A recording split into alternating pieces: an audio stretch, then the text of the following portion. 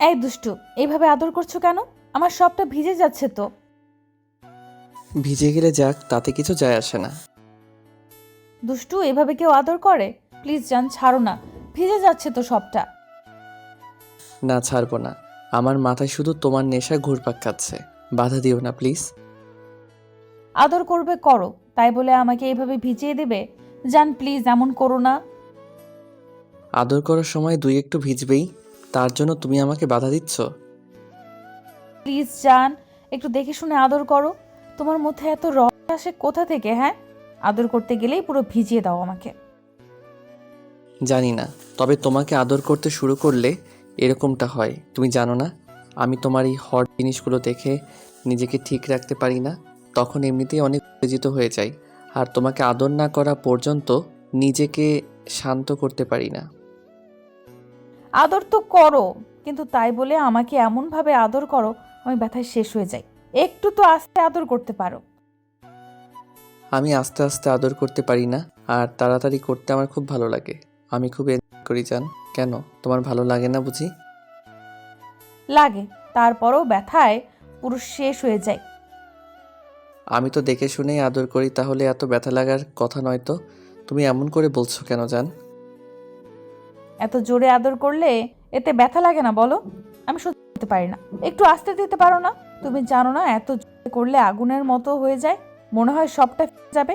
যেন এমন করে কষ্ট দিতে তোমার বুঝি একটুও খারাপ লাগে না বলো? তুমি তো একটাবারও বলনি ব্যথা লাগে, তোমার কষ্ট হয়। তাহলে আমি তোমাকে আদর করাটা কমিয়ে দিতাম। এই না, আমি কি একটা করে বলেছি যে তুমি আমাকে আদর করাটা কমিয়ে দাও? আমি তোমার আদরটা নিতে পারি না? আমি তো চাই তুমি আমাকে সবসময় আদর করো আর ভালোবাসায় ভরিয়ে দাও। আমি তোমাকে আদর করলে যে তোমার ব্যথা লাগে, আর তুমি নাকি সহ্য করতে পারো না, তাহলে কি করে আদর করব? যদি আদর করতে গিয়ে তোমাকে অনেক বেশি ব্যথা দিয়ে ফেলি, তুমি কষ্ট পাও, থাক, এখন থেকে আর আমি বেশি আদর করব না। এই না, একদম না। তোমাকে বলছি না তুমি প্রত্যেক দিন আমাকে আদর করবে, যতবার খুশি করবে, কিন্তু একটু দূরে ধীরে ধীরে করলেই তো পারো। তাহলেই ব্যথা পাবে না, তখন আমিও মজা পাই। কেন, আগে মজা পেতে না? পেতাম, কিন্তু অনেক বেশি ব্যথা লাগতো, তাই সুখটা কষ্টে পরিণত হতো। প্লিজ জান, এখন থেকে তুমি একটু আস্তে আদর দিও, যেন আমি সবটা সহ্য করতে পারি, সবটা ফিল করতে পারি, তোমার ভালোবাসাটা অনুভব করতে পারি শোনা। আচ্ছা ঠিক আছে, কিন্তু তুমি না বললে আমি তোমাকে আদর করতে আসলে তোমার সব ভিজে যায়? তাহলে তাহলে আর কি, তোমারও রস বেশি, ওই জন্যই তুমি সব সময় আমাকে ভিজিয়ে দাও। এমন করে কেউ আদর করে দুষ্টু? একটু তো নিজেকে সামলাতে পারো। বললাম তো, তোমার কাছে আসলে আমি নিজেকে ঠিক রাখতে পারি না, অনেক বেশি উত্তেজিত হয়ে যাই। তোমার জিনিসগুলো দেখে আমার মাথা পুরো নষ্ট হয়ে যায়।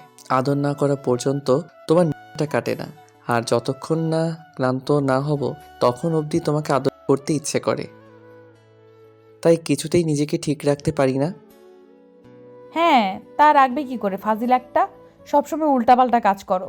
যে কোনো সময় আমাকে জড়িয়ে ধরো, কিস করো, যার জন্য সবার সামনে আমাকে বারবার লজ্জায় পড়তে হয়। আমি আবার কি করলাম যার জন্য তোমাকে এত বেশি লজ্জায় পড়তে হয়? কেন, তুমি যখন তখন যেখানে সেখানে আমাকে নিজের কাছে টেনে নাও, আর কেউ দেখে ফেললে কি হয় বলো তো? সকালের কথাটাই ধরো, আমি রান্না করছিলাম আর তুমি তখন কি দুষ্টুমি করতে শুরু করে দিলে।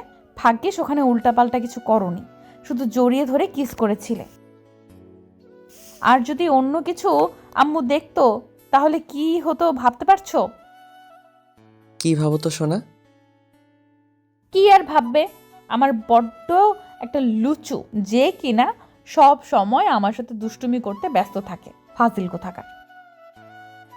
জানো না আমি তোমাকে কতটা ভালোবাসি। তোমার কাছে আসলেই আমার দুষ্টুমিটা বেড়ে যায়, কারণ তোমাকে দেখে আমি ঠিক থাকতে পারি না। তার উপর যদি তোমার গোলাপি কাপা ঠোঁট জোড়া দেখি, তাহলে সেখানে আদর না দিয়ে থাকতেই পারি না। আর একবার আদর করতে শুরু করলে আমার নিজের উপর থেকে কন্ট্রোল হারিয়ে যায়। সম্পূর্ণটা না করে নিজেকে শান্ত করতে পারি না জান। আমি তো তোমাকে আর আদর করতে বারণ করিনি। আমি তো তোমাকে অনেক বেশি ভালোবাসি, সব সময় নিজের কাছে পেতে চাই, তোমার আদরটা চাই। কিন্তু সব সময় তোমার আদর নেওয়াটা কি সম্ভব বলো? সব জায়গায় এসব করা ঠিক না, তাই না বলো? তুমি একটু বুঝে শুনে তো আদর করতে পারো, কিন্তু তুমি হঠাৎ করে এরকম করতে শুরু দাও, যার জন্য লজ্জায় পড়তে হয়। আচ্ছা বাবা, ঠিক আছে, এখন থেকে বুঝে শুনে আদর করব। আর তোমাকে একটু ব্যথা দিব না। তুমি চুপচাপ থাকো, আমাকে আদর করতে দাও সোনা। তামিম কথাটা বলেই তন্নির হাতগুলো বিছানার সাথে চেপে ধরে, ওর গলায় ঘাড়ে পাগলের মতো চুমু দিতে লাগলো। তামিমের গরম নিঃশ্বাস তন্নির গলায় আর ঘাড়ে পড়তেই ওর পাগল হয়ে যাচ্ছিল, যার জন্য নিচের ঠোঁটছোড়া দাঁত দিয়ে কামড়ে পড়েছে। তামিম তন্নির ব্লাউজ খুলে দিয়ে ওর বুকের উপর কিস করতে লাগলো। তন্নি থাকতে না পেরে ওকে বুকের সাথে খুব শক্ত করে চেপে ধরলো। তামিম বুঝতে পারছে তন্নি পুরো উন্মাদ হয়ে গেছে ওর ভালোবাসায়।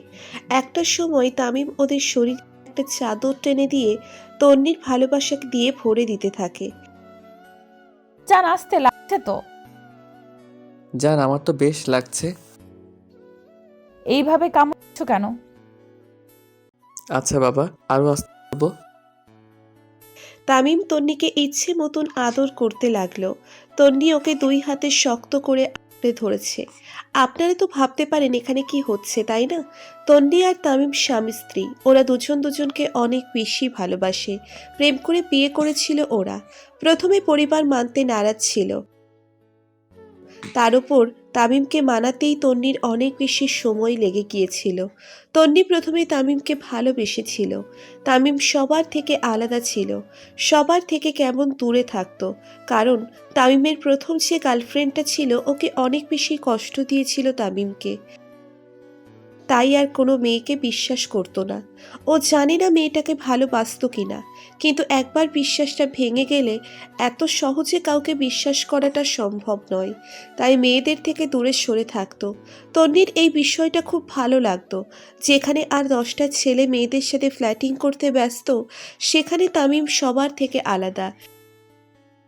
তাই তন্নি কয়েকটা দিন তামিমের উপর নজর রাখে। তারপর বুঝতে পারে তামিম মেয়েদের সাথে ফ্ল্যাটিং বা প্রেমের মধ্যে নেই। তন্নি ভেবেছিল এই ছেলেকে লাইফ পার্টনার হিসেবে পাওয়াটা ভাগ্যের, কারণ ও কখনো কাউকে হয়তো ভালোবাসেনি। যদি কখনো কাউকে ভালোবাসে তাহলে সর্বোচ্চ দিয়ে বুকে আগলে রাখবে। তাই তন্নি ওর সাথে কথা বলার চেষ্টা করত। প্রথম অবস্থাতেই তামিম সম্পূর্ণভাবে তন্নিকে ইগনোর করে যেত, কারণ তামিম চায় না কোনো মেয়ের সাথে ফ্রেন্ডশিপ করতে বা কথা বলতে। তামিমের বিহেভিয়ারে তন্নি একটা সময় অনেক বেশি রেগে যায়। কারণটা, তামিম ওকে বারবার ইগনোর করছে, যেটা তন্নির পাচ্ছিল না। তাই তন্নি একদিন রেগে তামিমের সাথে কথা বলতে চায়। তামিম আবারও ওকে এড়িয়ে চলে যেতে গেলে তন্নি ওর শার্টের কলার ধরে অনেকটা কাছে চলে আসে আর বলতে শুরু করে। এই ছেলে, তোমার সমস্যা কি? আমি তোমার সাথে কথা বলতে আসছি আর তোমার ভাব বেড়ে গেছে, তাই না? এত বেশি ভাব দেখাচ্ছ কিসের জন্য? নাকি যে কথা বলতে আসছি বলে তোমার ভাব বেড়ে গেছে? না না, আমার ভাব বেড়ে যাবে কেন? আমি এমনিতেই মেয়েদের সাথে কম কথা বলি, সেটা আপনিও ভালোভাবেই জানেন। কেন? মেয়েরা তোমার কোন পাকা ধানে মই দিয়েছে শুনি, যে তুমি মেয়েদের সাথে কথা বলো না? সব মেয়েরা কি এক নাকি, যে তার জন্য তুমি আমার সাথে কথা বলবে না? হ্যাঁ, কেমন আমি সেটা জানতে চাই না। আমি আপনার সাথে কথা বলতে বাধ্য নই। আপনি কে যে আপনার সাথে কথা বলতেই হবে? এখনো কিছু হয়নি, কিন্তু হওয়ার চেষ্টা করছি। আর তুমি আমাকে এইভাবে এড়িয়ে যাও কেন? তুমি জানো আমি একটা জিনিস সহ্য করতে পারি না, তাই রিকোয়েস্ট করে নয়, আদেশ করে বলছি, ভুলে আর আমাকে এড়িয়ে যাবে না। তাহলে আমি যে কি করব সেটা তুমি নিজেও জানো না। আজীব তো, আপনি আমার উপর কি অধিকার দেখাচ্ছেন? নাকি দায়িত্ব চাপিয়ে দিয়েছেন? দেখেন, ভুলেও এমন কিছু করার চেষ্টা করবেন না। আপনাকে আমি চিনি না, আর আপনিও আমাকে চেনেন না, তাই এসব কথা কখনো আর বলবেন না। 100 বার বলবো, 1000 বার বলবো, তোকে বলছি না তুই আমার সাথে কথা বলবি না? থেকে তোকে বলছি তুই বলবি। ভিত্তিতে বলতে হবে। আর আপনি আমার কে যে আপনার সাথে কথা বলতে হবে? আপনার মাঝে না কোনো সম্পর্ক আছে, না আপনাকে আমি চিনি। তাহলে কেন কথা বলবো? হ্যাঁ, কখনোই বলবো না। আপনি বললেই বলতে হবে নাকি? আমিও বলতে বলেছি তাই বলবি। আর সম্পর্ক নেই হতে কতক্ষণ? খুব শীঘ্রই আমাদের সম্পর্ক হবে, আর এমন সম্পর্ক হবে যার জন্য আমাকে তুই কখনো ভুলতেই চাইবি না। আপনার মাথা ঠিক নেই।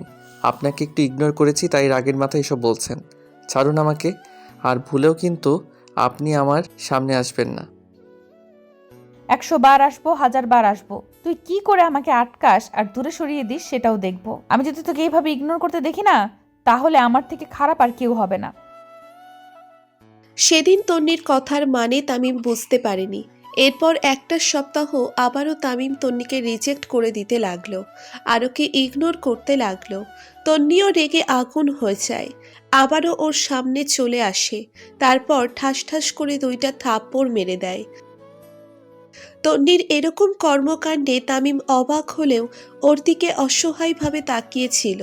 তামিমের অসহায়ের চোখ দেখে তন্নি আর নিজেকে কন্ট্রোল করতে পারেনি। ওকে শক্ত করে জড়িয়ে ধরে আর কান্না করে দিয়ে বলে, তুমি বোঝো না আমি তোমাকে কতটা ভালোবাসি। কেন এইভাবে আমাকে দূরে সরিয়ে দাও?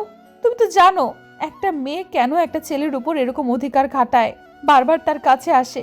সবটা বোঝার পরেও কেন আমাকে দূরে সরিয়ে দাও? আমি সবই জানি, সবই বুঝি, কিন্তু আমি চাইলেও আর কাউকে ভালোবাসতে পারবো না। কারণ সেই বিশ্বাসটা আমার আর নেই। আমি কাউকে বিশ্বাস করতে পারি না। তাই প্লিজ এসব সেন্টিমেন্টাল ডায়লগ দিবেন না। আমি কখনো কাউকে ভালোবাসবো না। আমি সেটা জানি।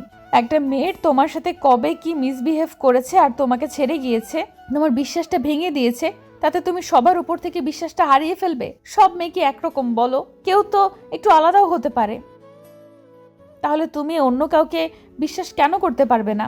আমি তোমাকে এতদিন ধরে বিশ্বাস করে ফলো করে আসছি, তোমাকে ভালোবেসে ফেলেছি, সেখানে তুমি আমাকে একটু বিশ্বাস করতে পারবে না বলো? বললাম তো না, আপনি আমাকে জড়িয়ে ধরেছেন কেন? আমি কোনো মেয়েকে বিশ্বাস করি না। ছাড়ো না। তামিম জোর করে তন্নিকে ছাড়িয়ে নিয়েছিল আর ওর থেকে দূরে সরে গিয়েছিল। তন্নি কান্না করতে করতে ওকে বারবার বলছিল ওকে ভালোবাসে, কিন্তু তামিম ওর কথাটা বিশ্বাস করেনি। কিন্তু আমি তোমাকে ভালোবাসি। যদি তোমাকে নিজের করে না পাই, তাহলে তোমাকে অন্য কারোর হতে দিব না। তুমি আমাকে ছাড়া অন্য কাউকে বিয়ে করতে পারবে না, সেটা আমি তোমাকে চ্যালেঞ্জ করে বললাম। তোকে ভালোই ভালোই বলছি, আমাকে নিজের করে নে। যদি না করিস তাহলে আমার থেকে খারাপ আর কেউ হবে না। আর আমি এমন কিছু করব যার জন্য তুমি অনেক সারাটা জীবন ধরে পস্তাবে। এসব ব্ল্যাকমেল করে আর ভয় দেখিয়ে আমার মনে জায়গা নিতে পারবেন না। আমি তো বলছি আমি কখনো কাউকে ভালোবাসতে পারবো না, আর চাইলেও না। তাহলে কি তুমি কখনো কাউকে বিয়ে করবে না? জানি না, তবে বাসা থেকে যেখানে বিয়ে দিবে আমি সেখানে বিয়েটা করে নিব। তারপরও তাকে তেমনভাবে বিশ্বাস করতে পারবো না। তাই প্লিজ আমাকে ডিস্টার্ব করবেন না, তাহলে আমাকে এখান থেকে চলে যেতে হবে।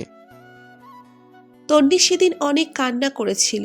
ওর বান্ধবীরা ওকে অনেক বুঝিয়েছিল। তন্নি জানে তামিমকে ওকে কখনো বিয়েটা করবে না রাজি করাতে পারলে। তার উপরে ওরা দুজনেই বড়লোক ফ্যামিলির, আর দুজনেই 2 শহরের নামকরা বিজনেসম্যানের ছেলে মেয়ে। তাই ওদের পরিবারকে বোঝাতে একটু সময় লাগবে। ওদের দুজনের আপুর মাঝে একটু ঝামেলা লেগে আছে। তাই তামিমকে রাজি করাতে না পারলে ও কিছুতেই ওকে নিজের করে পাবে না। তাই তন্নির ভয় হচ্ছিল। আরও একটা মাস তন্নি তামিমকে বোঝানোর চেষ্টা করে, কিন্তু বুঝতে চাইছেই না। ওকে বারবার ইগনোর করে যাচ্ছে। তারপর একটা সময় তন্নি উপায় না পেয়ে তামিমের সামনে সুইসাইড করার চেষ্টা করলে তখন তামিম অনেক ভয় পেয়ে যায় আর ওকে আটকানোর চেষ্টা করে। তখন তন্নি ওকে নিজের কাছ থেকে ছাড়িয়ে নেওয়ার চেষ্টা করে বলে, ছেড়ে দাও আমাকে, একদম স্পর্শ করবে না। তোমার কোনো অধিকার নেই আমাকে স্পর্শ করার। আমি মরতে চাই, আমি বাঁচতে চাই না। প্লিজ আমাকে ছেড়ে দাও। হ্যাঁ, তোমাকে স্পর্শ করার অধিকার আমার নেই, কিন্তু আমার জন্য কেউ মরে আমি সেটা চাই না। আর তুমি তো জানো আমি তোমাকে ভালোবাসতে পারবো না, তাহলে কেন আমার করতে হবে তোমাকে?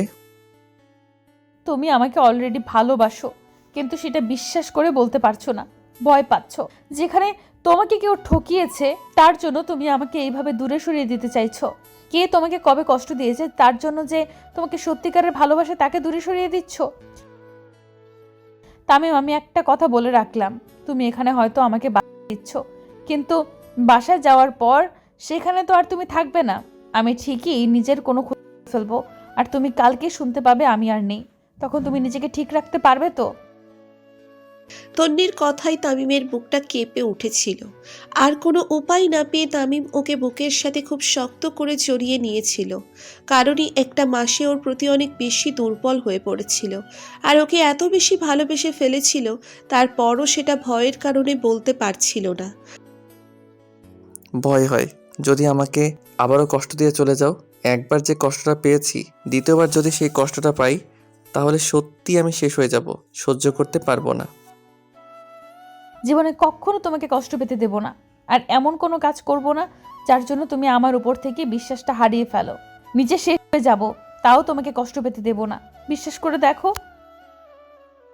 বিশ্বাস করি বলেই ভালোবেসেছি, এখন কান্না করো না পাগলি। তুমি তো কাঁদালে, এখন তুমিই কান্না থামিয়ে দাও। ওকে বাবা, দিচ্ছি। তামিম কথাটা বলে তন্নির মুখটা তুলে তারপর চোখের পাতায় 2টা কিস করে ওর চোখের পানিগুলো ঠোঁট দিয়ে মুছে নিল। তারপর ওর ঠোঁটজোড়া বন্ধ করে দিল। আমাদের ভিডিওটি কেমন লেগেছে তা কমেন্ট করে জানাতে ভুলবেন না।